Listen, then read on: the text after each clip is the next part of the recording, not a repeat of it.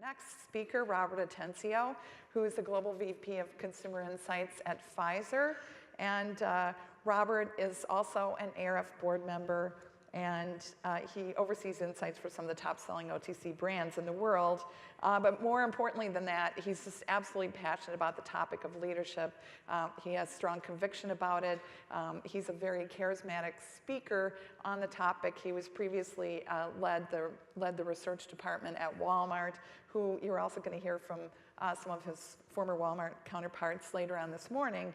Over the last 8 years, Robert and his teams have won 6 ARF David Ogilvy Awards, and I don't know if that includes last night or not, but no, it does not, so that's 8 Ogilvy Awards, not that they're counting. So he has a lot to stand for in terms of the results, but I know that he's just as passionate about how the results are achieved as he is about delivering them. So please join me in welcoming Robert to the stage.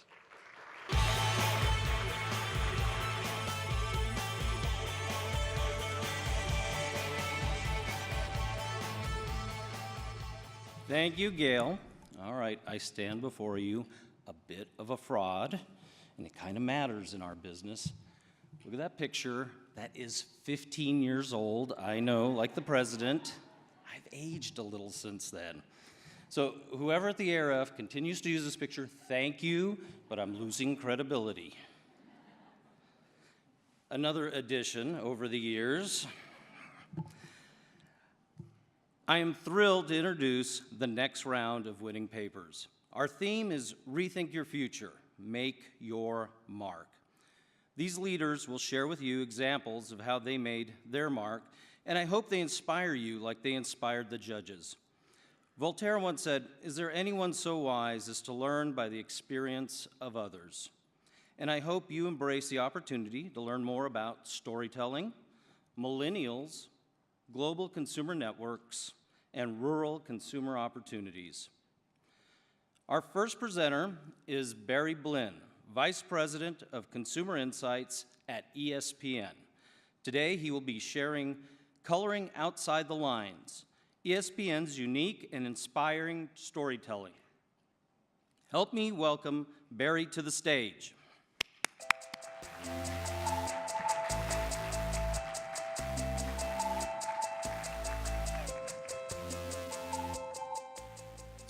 Does everyone know who Philo Farnsworth is? He invented television. I don't mean like he invented The Simpsons or another hit show. I mean he invented the television, the box, okay? And unfortunately, Philo's life as it went on descended into a very bad story. Alcoholism, the RCA company may have taken some of his ideas. But the real hero in the Philo Farnsworth story is his brother-in-law, Cliff Gardner. So when Philo proposed creating the television box, Cliff went up to him and said, "Listen, I don't have your brain for science, so I'm not really going to be able to help with the mechanics of the device. But it sure sounds to me like you're going to need a lot of glass tubes. How would it be if I learned how to blow glass? And I set up a little stand, and every time you needed a glass tube, you could come to me and I'd have it there for you." There ought to be medals for people like Cliff Gardner, okay? Now, Cliff Gardner, in some ways, ladders up to ESPN's Consumer Insights as an inspiration for us. Because in much the same way, we turn to our clients in programming and production and digital development. You know what we say? We don't have your head for producing television. We don't necessarily think about digital devices this way. But it sure sounds to us like you're going to need insights. You're going to need thoughts. You're going to need consumer inspiration. We want to be a part of this. How would it be if we went out and collected these insights for you and shared them with you? How would it be if we provided you with glass tubes? Welcome to Coloring Outside the Lines. I'm going to give you 8 simple lessons about how to tell unique stories and have them most of all be memorable. The first key to a good story is deciding which stories to tell, okay? At ESPN Consumer Insights, we do research to know, not research to show. Literally had an advertiser client walk in one day and said, "Listen, any research you could do that shows I'm doing a good job, I'd really appreciate." Guess what? That's not how the shop operates. We will certainly talk to you about your diamond glowing product and all of its equities, but at the same time, we will show you your blemishes too. That's the way we roll. You can't have a unique propaganda project done by us. Secondly, another great way to tell a story is to have great storytellers. See these nice folks? Edwin, Flora, Juan, Wendy, and Jamal. They're great storytellers in a particular style that is authentic to them. Now, by the way, they do have last names, but I don't want to give them to you because they're my people. Get your own.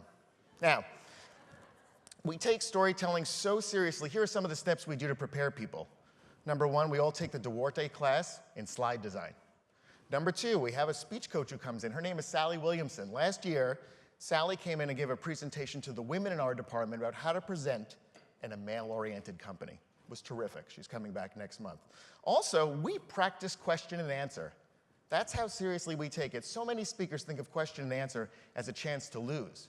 We see it as an opportunity to gain. So we actually get together, and I play the cruel audience member and ask questions that are very difficult. We work on that because there's a great way to gain equity.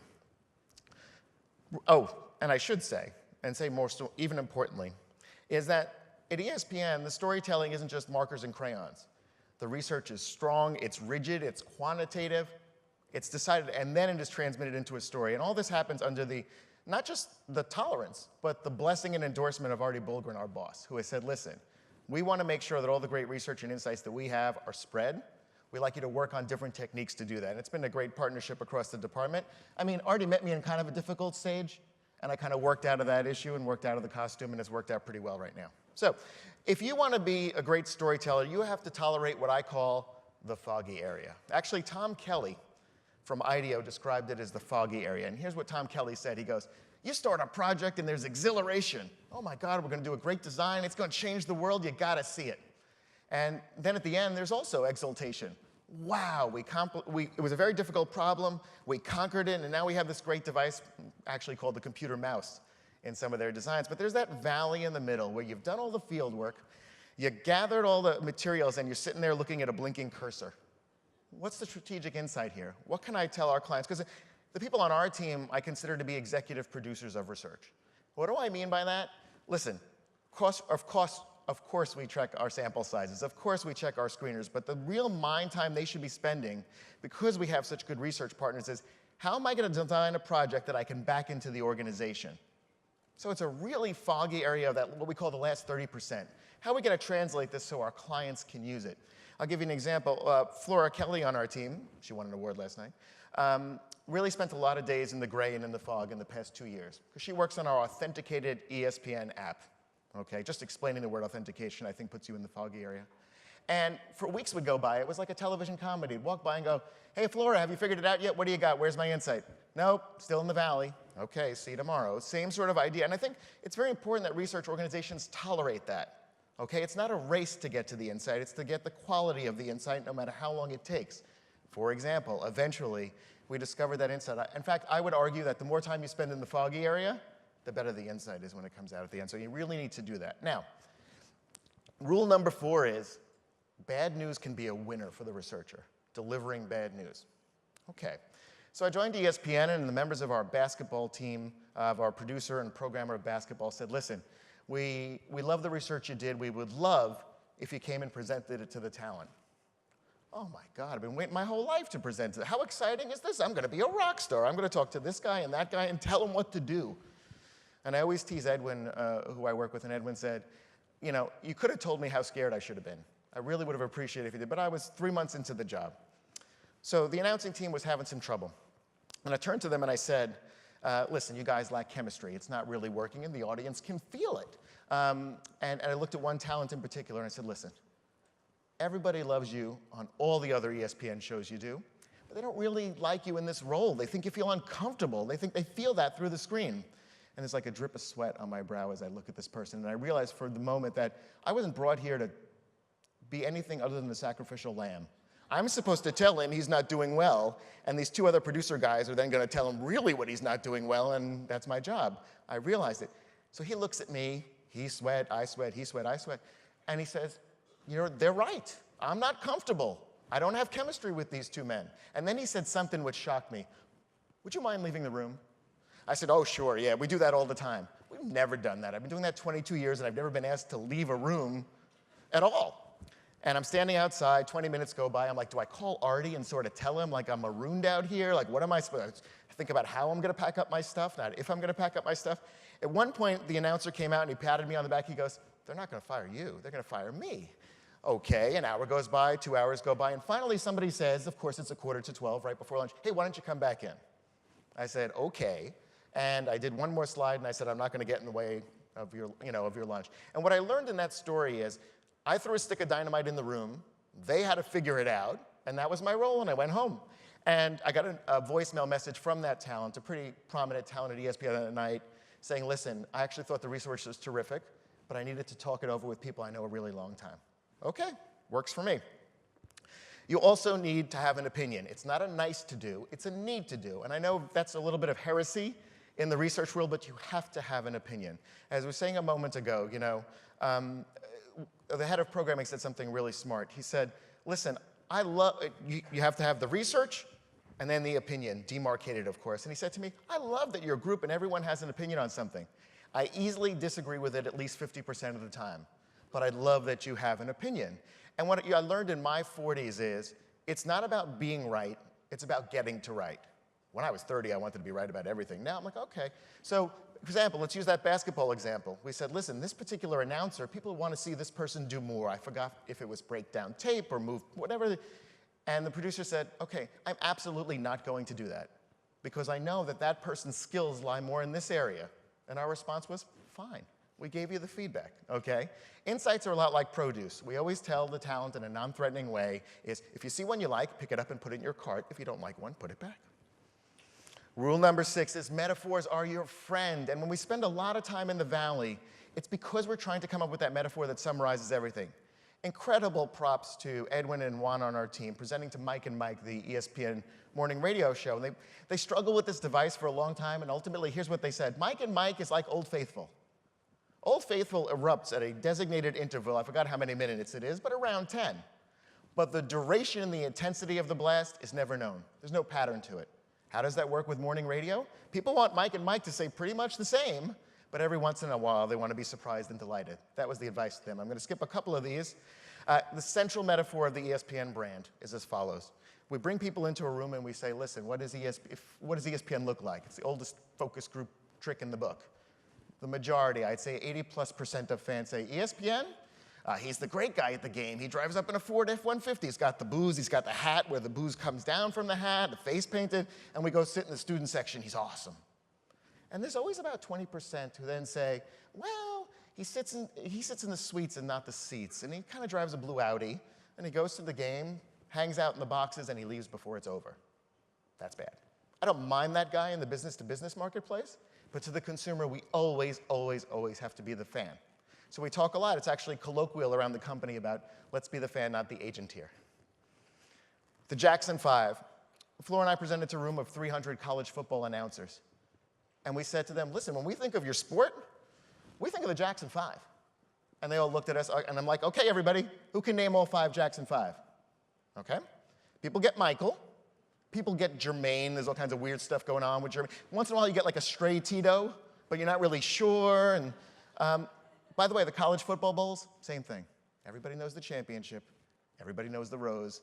And then there's a few Titos that nobody else knows. And it was a great moment with the crowd. In much the same way, in the same presentation, people said, ESPN is tagged often with having a relationship that may be too close to the leagues, okay? That maybe we're perceived in a certain way. You know what our relationship with leagues should be? It's like dancing with your mother-in-law. You dance close enough to show affection, but not too close it's creepy, okay? If you remember one phrase, if there's something that sticks out to you, a central part of market research is marketing the research. Again, mixing that concept together. Market your methodology. If you want to get your clients off their boop and you want them to come to your work, don't say, we hope you'll join us at a sterile facility on Tuesday for 6 groups about the same topic.